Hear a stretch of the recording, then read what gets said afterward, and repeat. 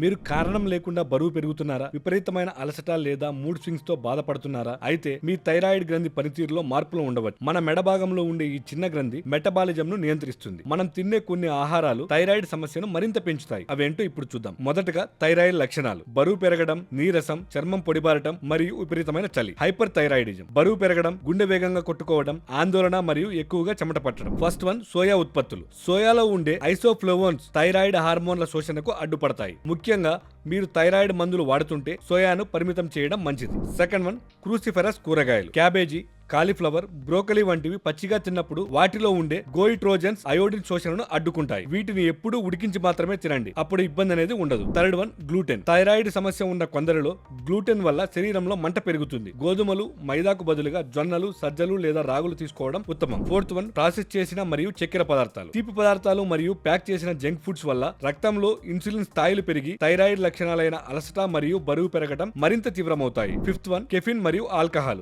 ఎక్కువగా కాఫీ, టీలు లేదా ఆల్కహాల్ తీసుకోవడం వల్ల నిద్రకు ఆటంకం కలుగుతుంది. ఇది థైరాయిడ్ గ్రంథిపై ఒత్తిడిని పెంచి గుండె వేగంగా కొట్టుకోవడం వంటి సమస్యలకు దారితీస్తుంది. సరైన ఆహార నియమాలు మరియు వ్యాయామంతో థైరాయిడ్ ను అదుపులో ఉంచుకోవచ్చు. ఏదైనా పెద్ద మార్పులు చేసే ముందు మీ డాక్టర్ ను తప్పక సంప్రదించండి. ఈ వీడియో మీకు నచ్చినట్లయితే లైక్ చేయండి, షేర్ చేయండి. మరిన్ని హెల్త్ టిప్స్ కోసం మా happiest health Telugu YouTube channel ని సబ్స్క్రైబ్ చేసుకోండి. ధన్యవాదాలు.